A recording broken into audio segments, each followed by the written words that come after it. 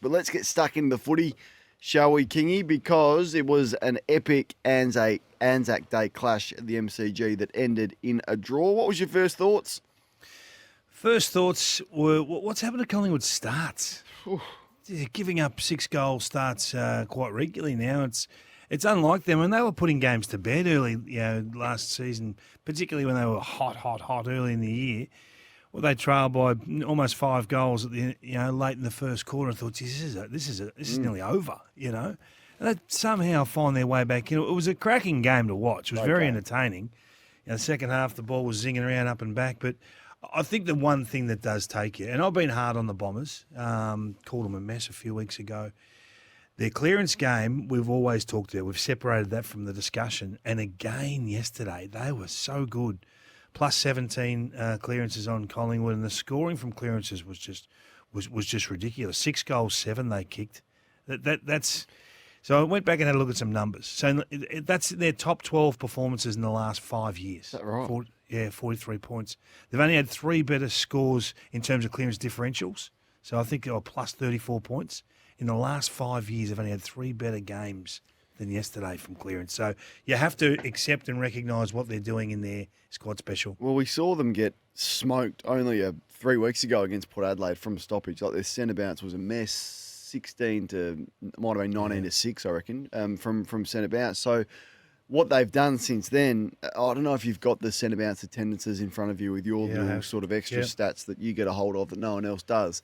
How many centre bounce attendances yesterday for Jake Stringer, please? Well, you have to pay for them, so clearly you wouldn't get them. Felt like he lived in the centre bounce yesterday and was 21. 21. 21 of 28. There was only Merritt was in there for more yesterday. So you'd have to look at career highs for Jake since he's been. I would think that would be a career high for him. It would be a career high, and I did a little something on him as well. So he had 6 centre bounce clearances himself yesterday. So he's only had 2 better performances than that individually over the last 6 years. 11 score involvements. I thought he was a little bit disrespected in the voting. Now he kicked 1-3, and if that's probably 3 goals, he may win the medal. But I thought he was so influential. 11 score involvements, as I said, most on the ground. Are you recognising his genius now? I've always been hard on him. No, I've always recognised this. So this is my frustration with Jake. That is with you. Where he should be.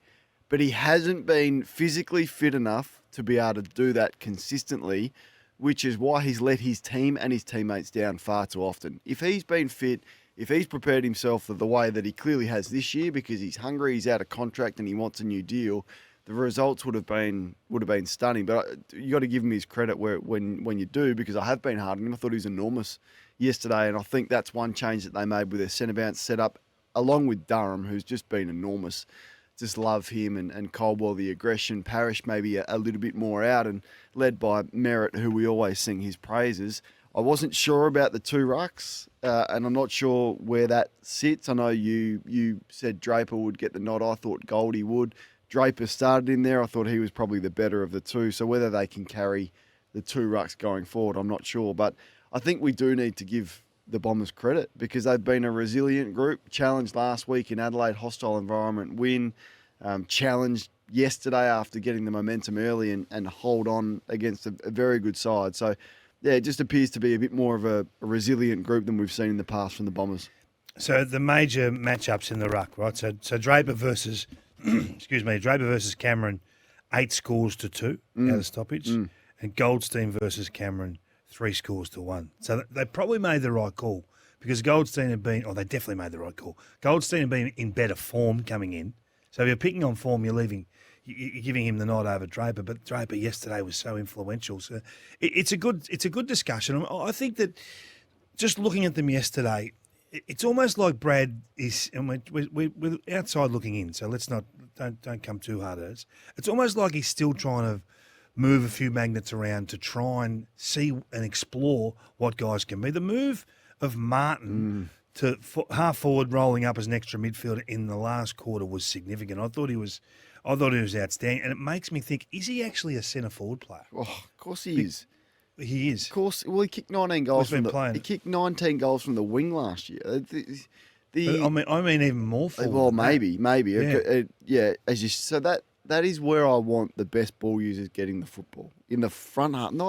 I'm so sick, honestly, of the halfbacks. Anyone can go to halfback. Give me your No, they most can't. high impact damage players centre forward. It's like the discussion around Sheasel, the discussion around Dacos. I want Dacos touching the ball in the front half, not the back. So Martin was terrific. I think we've become obsessed with trying to create running halfbacks. Give me Wangane Millera touching the footy in the front half, not kicking it out from full back.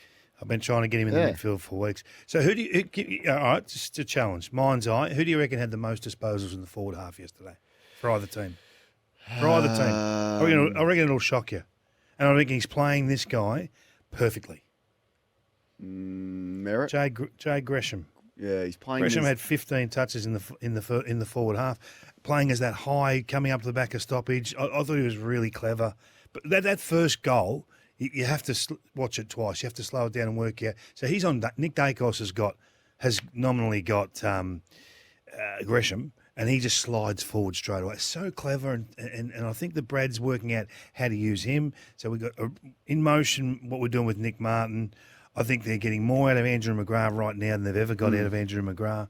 The captain, we talk a lot about the captain, having a stellar season, Zach Merritt. And I reckon if you did your All-Australian thing, I know you don't like it doing it after 7 weeks. No, I was just more critical after 2 weeks. So Okay, we're starting to have get a bit more information now. So right now he's your Australian captain, isn't he? I've given it no thought, but he'd be right up there in terms of I don't know who'd leadership. be in front of him, but I think he'd be hard pressed to find someone in front of him. And again, yesterday he does it at the coalface. This is what I like about him. He wins clearance. If he loses clearance, he tackles. His work rate yesterday to get back, it helped in critical moments just to get back and be an extra number. The discussion I want to have with you with Martin, if Martin can become a centre forward player, I think they need to do something to get Mason Redman up and going. They've lost a bit of his dash investing in Martin. Heppel's going really well. I'm glad he's coming on later because I thought he was gone 18 months ago. And he's just a complete competitor, isn't he? He's a warrior. But I think they need to try and Mason Redman for me is the one missing piece in this puzzle. Cox has improved. I just wasn't sure about him. Is he competitive enough? Where's he at? But I thought he's starting to show some signs that he's going to be a player, and spoken a lot about Jones and the youngsters coming through. So and they get some more back through injury as well. Guelphy's an important player. So for the Pies, the over 30s, the 30 pluses. Where are they at if you're looking at exactly where they're going with their 30 pluses? So Tom Mitchell, 30 plus. Going to be tough for him to stay in the midfield with Pendlebury as it sits right now in the mix that they've got in there. Where's Howe at 30 pluser? Where's Crisp at 11 touches yesterday? Hoskin Elliott was awesome last week. Three touches, side bottom, didn't touch the footy for 3/4, 7. So I think they've got an issue with how many do you let go at the end of the year? And Sammy Edmonds spoke about this on Monday because you can't let them all go at once. You need to keep some. So which ones are the ones that you keep and how do you manage the rest of them through the season? Because we've already seen side bottom sub. We've seen Cripps sub. We've seen Mitchell managed. Pendlebury sub. And they don't have a lot of depth. Finn McRae, who everyone was talking about, he's clearly not good enough to play at the level. So testing the depth of this group when they've got so many 30 pluses that aren't impacting is going to be a challenge for them the longer the season goes on. Yeah, it's a good call. Sometimes you just got to trust the youth. You got to trust them. You got to pick them. You got to back him in. Harrison, when he come on, was significant. He looked all right, I thought he was didn't he? terrific. Yeah. Why can't you expose him to a bit more ball? And you got to manage this group. They've been there. They've done it. I think it's a real challenge to get them up for, particularly early season home and away games. I'm not as doom and gloom on them, but see, they're not the same team they were last year. And when you start to show those vulnerabilities, Cornsey, I reckon that's when you come back to the pack pretty quick. The contenders have you in awe about a facet or a component of their game. I'm just not sure it's quite there with Collingwood at the moment. But I'm loving watching Nick Dacos back into form. I thought Myercheck was just huge yesterday. He blew a couple of opportunities late. Everyone wants to talk about the misses, but I thought he was terrific early. Don't know what you thought. There's still not getting the absolute best out of the goey at Yeah, the moment. where's he Still, at? it's just a bit looks rusty, Because doesn't he? you can compare, like he's the younger stringer. He's the stringer version of what they needed yesterday, and I don't see the damage anymore. Now, apart from the amazing moment he had in the prelim final, there hasn't been a whole heap of consistent highlights for De Goey. It's been plays in games here and there, but consistently hasn't been able to do it. And we've got a lot of evidence now. Never been All-Australian, never high up in their best and fairest. There's not a whole lot apart from that prelim final. So I think it's been a little bit underwhelming for Jordan. I thought yesterday was highlighted by that as well. Yes, he's the one, isn't he? Like he's always the one. He's the one we go to. But I still think they need a bit more out of Josh Dacos. He does some good things. That big goal, and you think, gee, they're away, and he sort of meanders for a bit. The other one that I'm hot on, Bobby Hill. I thought he was involved in a lot yesterday, and then you look at the stat sheet. He's had 9 touches. I'm like, really? It's like they've missed 10.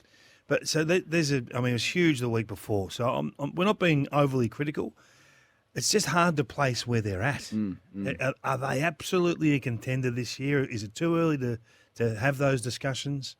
I don't know, but there seems to be a bit of separation starting in the ladder, and there's not going to be a lot of spots in the top 4 available. It is hard, and you react week to week. Like I walked away from that game. I was clearly there with you live at the MCG last week, and I thought they're back. Like this is the team that is back, and unless they play with that swarming pressure, and Craig McRae spoke about the pressure rating in his media conference after the game. Like unless they're around that 200 seems to be the number for them. If that drops away. And it's hard with these 30-pluses to maintain that for 4 quarters, and we're seeing that, and teams score heavily against them in spurts if it's not there. But when they play with that pressure, that swarm, and their ability to score off that, then you think, wow, this team is the team that we saw last year. When that's not there, you think they're a little bit vulnerable.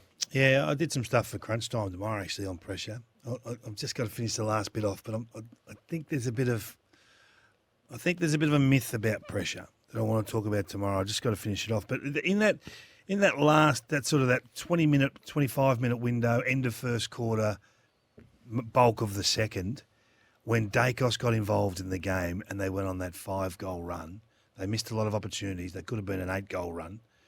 He's so significant to this team. They're not a one-man band. They're far from a one-man band. But this guy, he's going to do this for a decade. Like it's going to be a luxury that you can plan around now. You're worried about who the next ones are coming through. They're going to have one magnet that's going to swing games for a decade. Geez, good to watch. I was thinking this yesterday. Who's a better player out of Ablett Jr. and Nick Dacos? Because I was just watching the footy with one of the boys, and they said, how does Nick Dacos just get to break those tackles? Like he's in a tough spot and he's able to break 5 tackles. And I thought, Gary Ablett Jr. had a bit of that. Is he at that? Is he at that level? Would you still? I'd probably still have Ablett Jr. Who's as good as I've seen, but is he? We have a bias, don't we, to what we're seeing yesterday versus what we're remembering? Gary used to go forward kick. He did a lot, Gary, didn't he? Gary was unbelievable. I find it hard to talk Gary down. I won't hear of it. Maybe that may be our Twitter poll if we don't have one up yet. Who is going to end up with the bigger career, or who is the better footballer, Ablett Jr. or Nick Dacos? Chris Fagan was listening to it, looking for some answers, but he didn't have any. So until they review that vision, they're a bit in shock. So there's 2 ways that we can look at this. Firstly, the might and the power and the speed and the ball movement of the Giants. Kingy? Let's start there. All right, let's start there. Look, sometimes you just get blown away with how a team are capable of playing. They gave them windburn last night. In that third quarter. Oh, my God. Goodness. How fast were... Look, if you want to absolutely live what the ethos of the coach is, that was the performance last night, to say this is what they're building towards. The kids come in. The kids looked unbelievable. Darcy Jones, he's become my new favourite player in 8 minutes of footy. You said you're going to get a helmet, a Giants helmet. The gnome with the dome. I was going to get a helmet. So it was a bit of a throwback. It was a bit of a throwback to one of the Wayne Russell great calls of 2016. We got it here. Max Gawn had just taken his 8th contested mark to single-handedly beat Hawthorn. Gawn goes back with a flight. That's it. I'm growing a beard this week. He said, "That's it. I'm growing a beard." It was awesome. He just made me laugh, Dwayne, and a little shout out there because he. Who do you he gets a remind lot you of of? feedback. You were saying off air. Oh, I just reckon when Brent Harvey first come in, he was that size and he was that weight and he was fleet of foot and wanted to take all the risks in the world. I mean, you have to put this game into context. Like, he had 15 touches, half of them become scores. Young kids don't come in and do that. He kicked 2 goals. He probably had 4 or 5 really good opportunities. I love him, and they tell me there's more to come. They've got a couple of others up there they're keen to get into the team. I think young Thomas is making a real name for himself as well as a youngster who's on the rise. So their senior players lead the way, no doubt. You got to take your hat off to what they do, but they're fleet of foot guys. Finn Callahan decided to run last night. Didn't he move nicely? Where can he end up? Well, the guy's 20 years of age, like with 32, just massive meters gained, left foot, running power. I think he ends up inside, big body. So it's like Gold Coast. They just find these, not that he's been around for a while, but they just find these youngsters to come in. Lekalier just comes in, the athletes that they've got, the speed. So, I mean, without Green, without Taylor, 2 top 10 players in the game, let alone top 10 in your own team, to do that, Canelio was frightening against a team that played in a grand final last year. Their ball movement was just unbelievable. 5 goals to none in the third quarter, just broke the game open. 4 key forwards, essentially. It's a different looking makeup, striking them and flushing them from outside 50. That was a performance that you look back on and go, that's when we probably knew this team was a premiership shot, a real premiership shot. So we always say straight away, this is from the Richmond family tree. You know, the Damien Hardwick family tree. They're trying to play the Richmond model. You could make a case. Now, Richmond have stamped it with 3 flags through that period. So we're not saying they're at that level and they're not getting those accolades just yet. But you could make a case that their 22 have more collective class talent in every position because of the draft pick level and the star factor that they've got than Richmond did. But when it works big, doesn't it? The investment to go, to run and gun. In 43 minutes, so late second quarter to the start of the last, 9 goals to 4 points. Mm-hmm. They smashed them. They kicked 9-4 from only 22 inside 50s. That's that ball movement you're talking about. I keep saying it. Punish is king in our game now. If you can't punish, you can't play. They can punish. What Hogan's doing is unbelievable. I know he didn't hit the scoreboard a lot last night, but they go to him every time going inside forward 50 and they all work from there. They're in absolute unison with what their roles are at the moment. With those guys to come back in, so they got 3 to come back in next week. They got to find a way. This is how ridiculous it is. They got to find a way to get in Taylor, Canelio, and Green. Yeah. And then, if they drop Darcy Jones, I'm protesting. I'm going straight to the front, Adam Kingsley's front door, and protesting. 100%. Like, Perryman's a player that's probably been vulnerable. Like, how good was he? Like, they just got good role play. They all know the roles that they want to play. They got so much trust in the game style. The players know it explicitly. They know it better than they did last year after the first year under Adam Kingsley, and they're able to execute regardless of the personnel that is in the side. Gee, I love what they did to Lachie Neale last night. I mean, Lachie's becoming now, which is a harsh criticism for a 2-time Brownlow medalist. He's becoming vulnerable to that physical pressure, and his frustration has almost a weight over the rest of it. When Lachie Neale is frustrated, it hangs like a weight on the rest of his teammates, and I thought that was the case last night. Target Andrews, target Neale, and essentially you're 5 goals up against Brisbane. And that's what happened last. I thought Ward did a terrific job of getting under his skin. If it wasn't Ward, it was Green who was putting a body on him, not allowing Lachie Neale to settle. Geelong did it the previous week. We've seen it happen before in finals to Lachie Neale. So that's definitely a weakness of his. But free kicks off the ball, frustration, diving, playing for free kicks is not what you want to see from one of your captains. And I thought it was a poor display last night. Tom Green was embarrassed last week by Carlton. Yep. Was embarrassed. So it's amazing how often you get that response from a player of that calibre. You'll get the same from Lachie Neale this week. You'll get the same from Josh Dunkley, who was below his normal standard. You'll get the same from Zorko, who'll find to rise again. But if you want to talk about Brisbane for a moment, they just looked. They looked to me like they suddenly appeared dull, slow, and just plain average. And we haven't said that about Brisbane for some time. I had a look through the profile of the teams that play. So they only had 3 players in their lineup last night that are younger than 24 and a half years of age. 3 players. The Giants had 13. They had 16 players with more than 100 games experience. The Giants had 6. So if they're not beating them now, when are they going to beat them? Because the other mob are coming with a rate of knots. And I just fear, and I've said this for weeks now, I just fear that the toll of losing last year when everything, all the ducks were in a row and everything, the stars were aligning, not winning last year, and it's a most brutal of losses, 4 points in a grand final, that it's just drained this group. It looks like that when you see them every other week. They can rise for a performance here and there, but in the main, they've looked a little bit plain this year.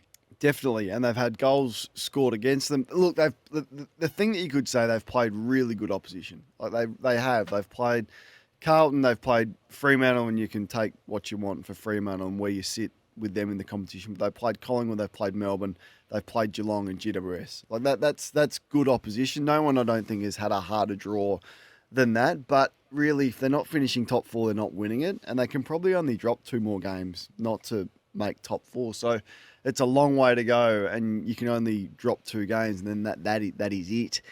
There's a lot of referencing to the past. They're not making top 4. No, they're not from here. There's a lot of referencing to the past 5 years, and Chris Fagan was doing that last night in his media conference about the amount of games they've won in the last. No one cares really how many games you've won in the last 5 years. It's about what you're doing now, and he not for the first time this year looks out of answers as to what is going on. And as I said about 6:05 this morning, it did look like North Melbourne trying to defend that ball movement. Now, sorry to bring North Melbourne in, but it looked like a poor team trying to defend. Second mention. It looked like a poor team trying to defend that ball movement, and they were absolutely exposed. I've never seen a team be cut up as harsh as what they were in that third quarter. So for a side that was so close last year, it is devastating when you get that close and you don't get there. The mental toll that has taken, and maybe some other distractions off field as well, seems to be weighing heavily on the leaders of that footy club. And I don't know how many times we can talk about Hipwood and Danaher, but you can't be touching the footy 6 times for Eric Hipwood and missing goals from 25 metres out directly in front. You just can't. And it happens far too often. They refuse to do anything about it. No one pays the price for poor games at selection at Brisbane. They just keep wheeling the same lineup out there. There's no one else. Nothing changes. Well, nothing changes. They're not deep enough. Yeah. They don't bat deep enough. They're really missing Will Ashcroft, and that's an obvious thing to say. But unless Will Ashcroft and this year's gun selection, Levi Ashcroft, are going to absolutely take control of this footy club pretty quickly, I think their window is slamming shut pretty fast. What do you think about when you hear McCluggage 1.3? When the game is really there to be won, is McCluggage a 1.3er? Like, is you can't lose him, but you can't lose him. I mean, they become absolutely pedestrian if they didn't have McCluggage. They have to sign him for whatever the number is.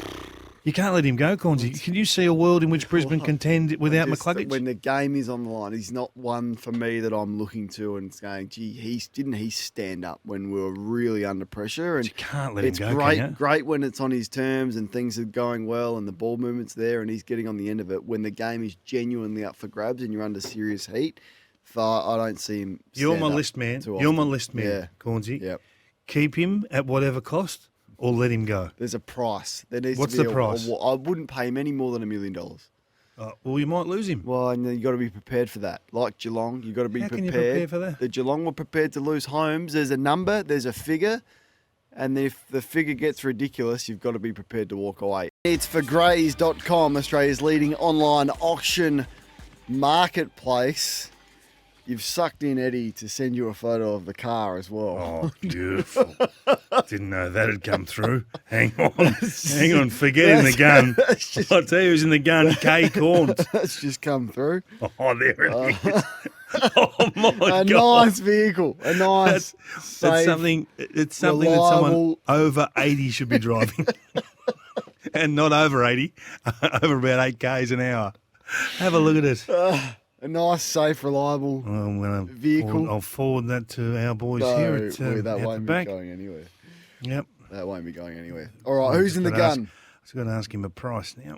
I'll tell you what, the Port Adelaide back six have been a fascination for all of us over the last 18 months, and there's been a lot of change down there. And I just think every time someone needs to be dropped from Port Adelaide's back six, it's Burton, because he's the easy one. I'm putting in the gun Kane Farrell. Kane Farrell. What is Kane Farrell? What is he? Is he a score creator? Because he's only averaging 3 score involvements a week. Is he an intercept player? No, he's not. He's not. That's not part of his game at all. He's getting 3 contested possessions a week. 3. And picking up 17 touches a game at half-back, which we know is the most creative position on the field. And we just spoke with Dyson Heppel about the changing of the game. If you take his kick-ins, and you're big on kick-ins, he's had about 110 touches for the year. 24 of those have been kicking the ball in. So if you're going to throw darts everywhere, start with Kane Farrell. So I'm hot on this. So my eyes are fairly and squarely on the Adelaide back six, because I think that if they are to go anywhere, then they need to sort out roles and responsibilities in a hurry. Farrell needs to be one or the other, an interceptor or a damaging left leg. Farrell is in Kingy's gun. Okay, who's in my... Justin Longmuir is in the gun. Oh, welcome aboard. They've lost their last 3, and they've kicked, in their last 4 games, 69, 63, 63, 68. If you want to kick 60 points against this powerful Western Bulldogs front 6, good luck. So come up with something that is going to generate more than 40 entries and a score of 60 at home against a good opposition. So if lose this against a team that you're pretty much vying for that last couple of spots in the 8, you would think. It's almost like an 8-point game for them. I don't want him to sit there after the game and go, we've got to score more, we've got to generate more entries, because I hear that every week. Actually do something about doing that.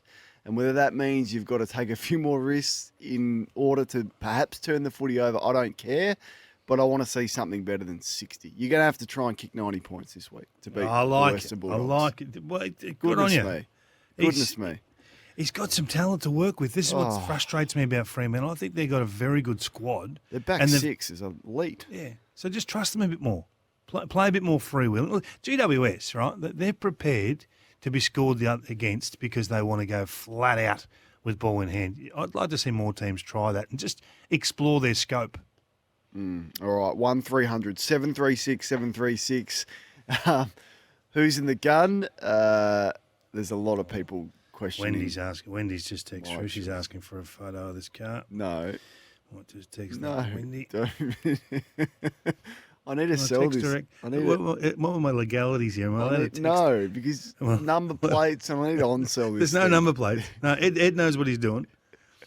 I think it's parked on top of a sheet of plaster, or there's something's fallen off the bottom of the car. I was worried that there was a leak.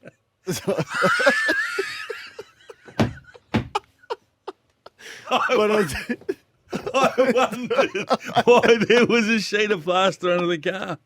He's worried there was a... it's in my driveway. How am I going to get it? I'm not going to get it. Beauty. This is going to go viral. What have you done? You've sucked in... This is hilarious. No, it's not. It's not hilarious at all. So for those just joining in, Cornsy's bought a car for his young fella. His first car. He's so excited. He went out on a limb and spent about just under $2,000 on this car.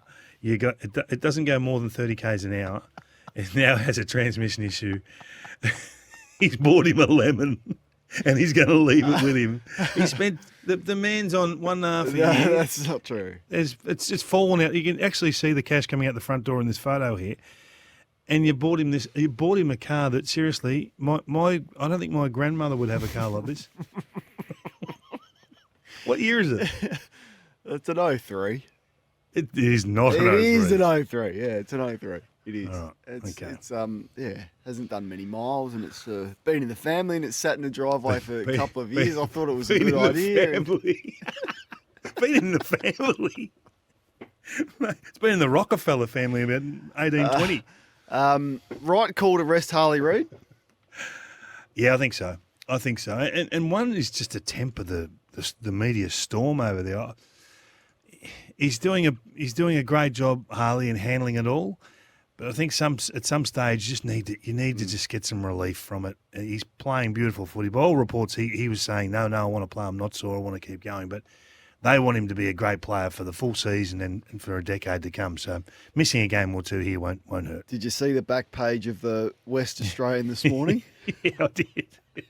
This Terrific. page left blank intentionally. Eagles officially resting Harley. It's just the West Australian Sport, and it's blank, just with that black bold messaging on it. So they're having a bit of Do you fun. have with an it. answer? Yeah, they've been great. They've been good fun with this, haven't Yeah, they? it's been good. Do you have an answer for Shane? What was going on the start of the last quarter yesterday with the swapping of players on and off the ground?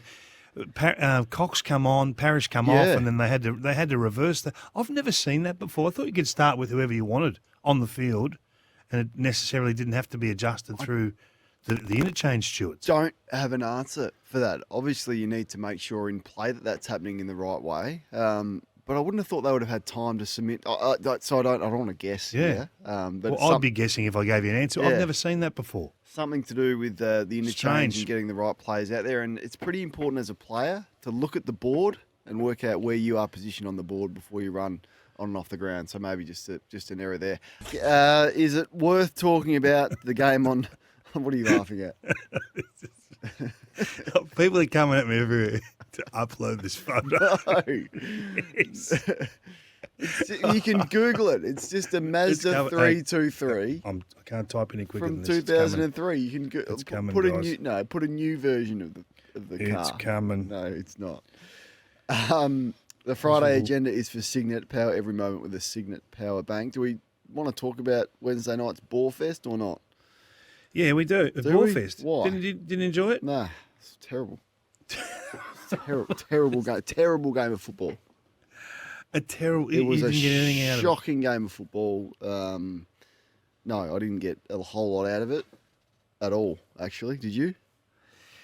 I think we just learned how hard this game is when you go so deep into your roster so early in the year. I feel for Adam Uze in trying to just hang on to this year as long as you can with the injury concerns that they've got, and Hopper's another one now to add to that list, and they're just being challenged on fronts that they really is a fraction. It's not that it's unfair, because that's just your lot. That's how it is. But first year coach, this is just unfortunate to be going through this right now. Then your attention goes to what do they do? Like, do you start to? I mean, it's so early, but we saw Geelong like late last year start to manage their squad and get the surgeries done. Like, is there any point of Lynch coming back? Do you start to think about Hopper and like this guy doesn't play a lot of football? How do they manage? I know it's just a minor hammy, you think, so you get him back, but how do they manage the year? What do they do with trying to get through? There's a long way to go. Dustin Martin, his future will be on the agenda. Baker, does he go? What other players can you potentially trade? Can you finish as low as possible without suggesting that you're going to tank to try and get a pick, one or two? That's the discussions that Richmond now start to have, don't they? Well, this is the you can't have this discussion in hindsight, right? So what do you do? This is the old discussion. So everyone says, Sam Mitchell, he cut too hard. This is going to be a 10-year rebuild. And others say, Adam Simpson too loyal to these older blokes. Should have cut him. Should have got second-round picks for him. What do you do, Cornsey? Well, the first point is Baker will make his call. So that will be taken out of their hands. If he wants to go, he'll go. So you offer him the contract. Clearly, you would love to keep him. He's gone, isn't But he? he's gone, yeah. So he's going to make that call. So then you do the best that you possibly can out of that. The Dustin Martin one is the really interesting one. Look, he doesn't look as motivated as he has been in the past. I don't want what he is. What do you do with him? You want to be really clear with him. Are you prepared to put yourself through another preseason and play in a side that is essentially rebuilding, or is this the right time to have the biggest victory lap you can have? Play your game 300. We'll send you off in the way that you deserve to be sent off. That's what I would be doing with Dustin Martin. It's perfect. So does that help you? Does that help your club then? So you're talking about the rebuild. Does that help your rebuild? Is he helping them now? Is Dustin Martin? Is he the one that you want to? Is he a Dyson Heppel type that you want in there, showing leadership, rocking up to training, giving it absolutely everything, setting a great example for all these young players going to be there? He does that. So you got to ask him that. And I think he does that. Does he? But does it help you? This is a club decision for the rebuild, though. Like, that's all that might be correct, but how do they get the glut of first round picks that are needed absolute high-end first-round picks that are needed to give you any chance of coming out of a rebuild phase. Yeah, so you look at the who's got currency and who is potentially going to give you that. Like Dan Rioli's been spoken about. Is he one that's going to give you a first-round pick? You have to look at that. You maximise what you can get for Baker. I mean, West Coast and Fremantle are stacked with picks, so that's a great opportunity. But we don't need to be seeing, Ralph Smith and Pickett and Broad and these players getting games over players that should be the younger ones. Like, why is Sonzi not playing? Why are you playing Naismith over Sonzi? And I said it when the teams went, well, that's just bizarre to me.